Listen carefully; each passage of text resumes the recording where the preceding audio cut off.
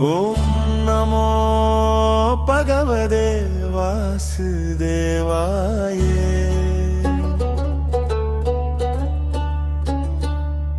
ஓம் நமோ பகவதே வாசுதேவாயே. ஹரி ஓம். அகோபிலம் போகிறதுக்காக சென்னையிலேருந்து ட்ரெயின் ஏறி இப்போ கடப்பா வந்து இறங்கியிருக்கோம். இங்கேருந்து 2 hours காரில் போயிட்டு அகோபிலேருந்து அடைய போகிறோம். சென்னை டு கடப்பா இல்லைன்னா கடப்பா டு கர்னூல், இந்த 2 இடத்துல நம்ம போய் இறங்கிட்டு அகோபிலத்தை அடையலாம். கடப்பாவுக்கும் கர்னூருக்கும் நடுவில் இருக்குது அகோபிலம். ஸோ நான் வந்து கடப்பாவில் இறங்கிட்டு இங்கேருந்து கார் எடுத்துகிட்டு அகோபிலம் போக போகிறேன். ஃப்ளைட்டில் நம்ம போனோம்னா சென்னையிலேருந்து கர்னூலுக்கு ஃப்ளைட் இருக்குது. தினமும் மார்னிங் ஒரு டைம் இருக்குதுன்னு நினைக்கிறேன். அங்கேருந்து மறுபடியும் நம்ம ஒரு 2 hours வந்து அகோபிலம் வந்து காரில் வரணும். அதனால் நான் இந்த முறை சென்னை டு கடப்பா ட்ரெயின் எடுத்துகிட்டு இங்கேருந்து 100 kilometers இருக்குது அகோபிலத்துக்கு வந்து காரில் போகிறேன். வாங்க போகலாம்.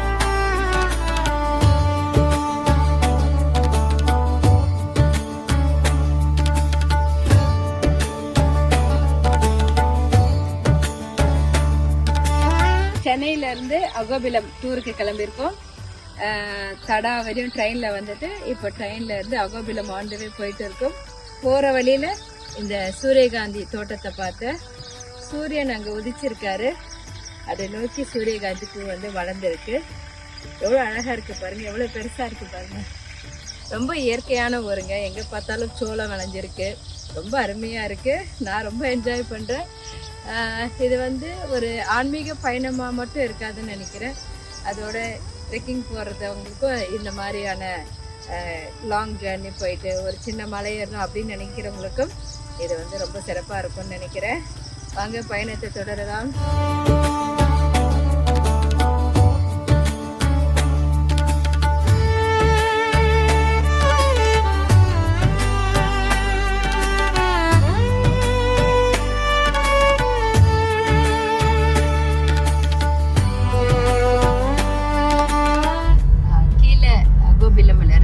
மேலே இருக்கிற அகோபிலம் போகிறதுக்கு 8 கிலோமீட்டர் ஆகுது.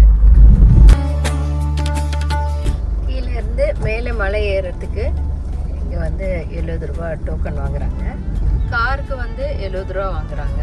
பஸ்ஸு அப்புறம் மினி வேன் அவங்களுக்குலாம் வந்து 130 ரூபா வாங்குறாங்க.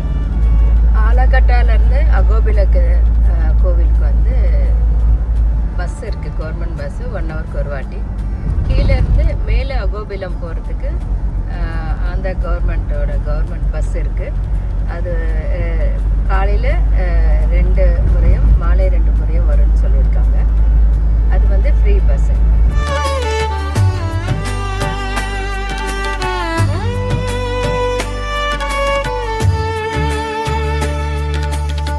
ஓம் நமோ நாராயணா, ஓம் நமோ நரசிம்மா. நாம் இப்போ அகோபிலம் கோவிலுக்கு வந்திருக்கோம். இங்கே வந்து 10 நரசிம்மர் இருக்கார். மேலே 4 நரசிம்மர், சைடில் 2 நரசிம்மர், கீழே 4 நரசிம்மர்னு. இவர் தான் நம்மளுடைய கைடு అన్న. వణకం అన్న, మీరు పేరు చెప్పండి. నా పేరు వెంకట సుబ్బయ్య. అందరు ఇక్కడ సుబ్బయ్య అని పిలుస్తూ ఉంటారు. నేను ఇక్కడ అహోబిలంలో లోకల్గా గైడ్గా పనిచేస్తాను. எத்தனை வருஷமாக இருக்கீங்கண்ணா? இங்கே கிட்டத்தட்ட 30 வருஷத்துலேருந்து கைடாக வேலை பண்ணுறேன். ஓகே.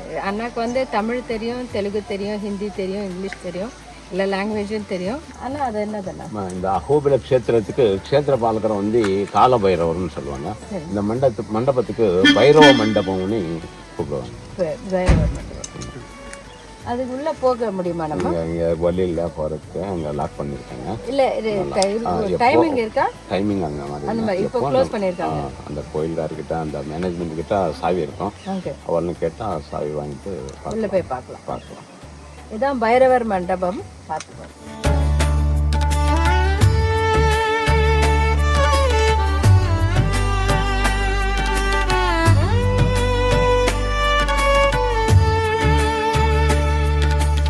இந்த அகோபில மலை மேல இருக்க 5 நரசிம்மரை பார்க்கறதுக்கு இங்க டோலி வசதியும் இருக்குங்க. இந்த டோலிக்கு வந்து 4500 முதல் 5500 வரையும் கூலி கேட்குறாங்க.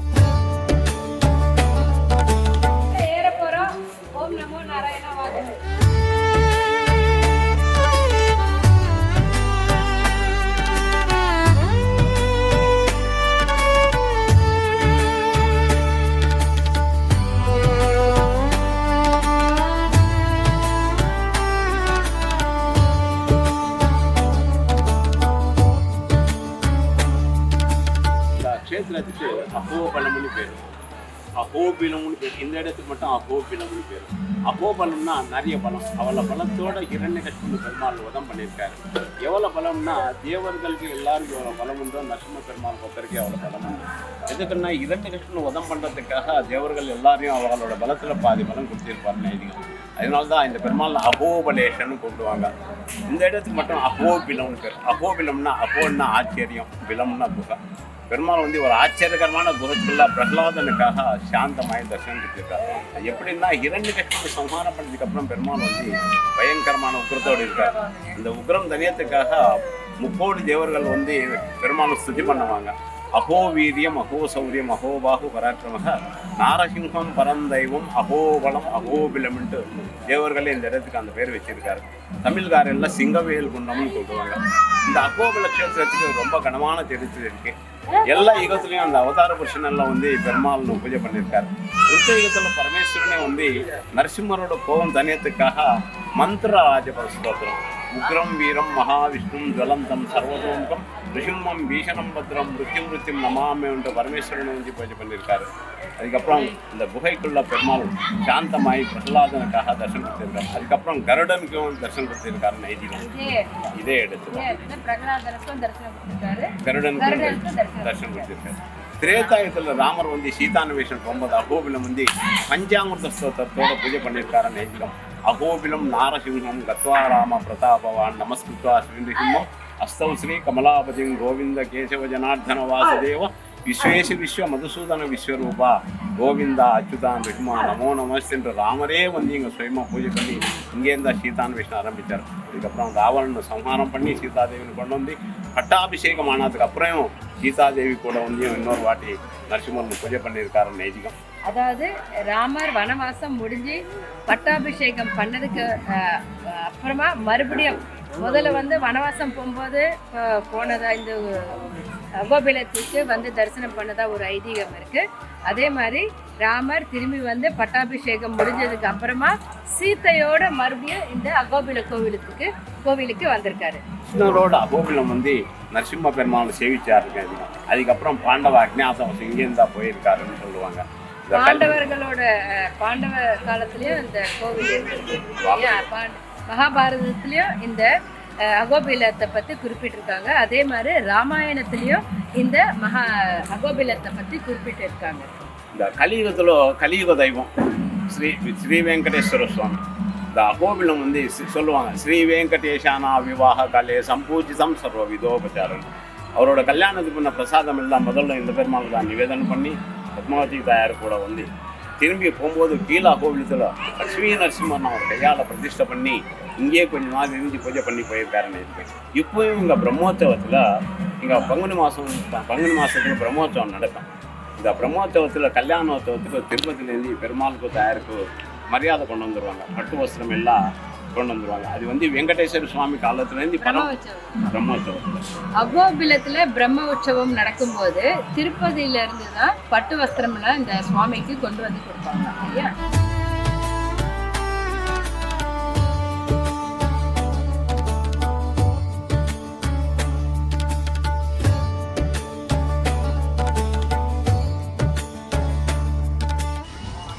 காலையில 6:30 மணிக்கெல்லாம் திறந்துடுறாங்களா? 7 மணிக்கு முதல் கோயில் வந்து 7 மணிக்கு திறப்பாங்க இல்லையா?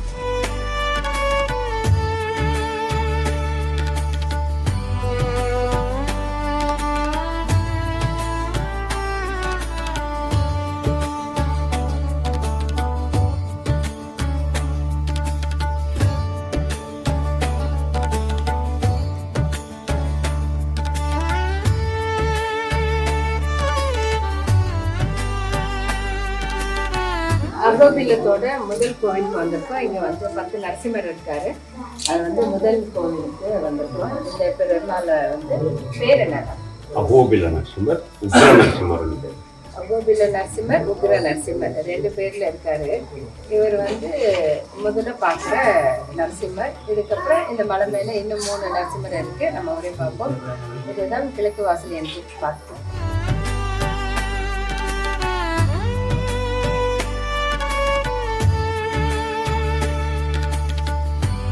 அகோபிலத்தில் இருக்க நவ நரசிம்மரும் நவ கோள்களாக அதாவது நவ கிரகங்களாக வணங்கப்படுறாரு. இப்போ நாம பார்த்துட்டு இருக்க இந்த நரசிம்மர் கோவில் நவகிரகத்துல குருவாக வணங்கப்படுகிறார்.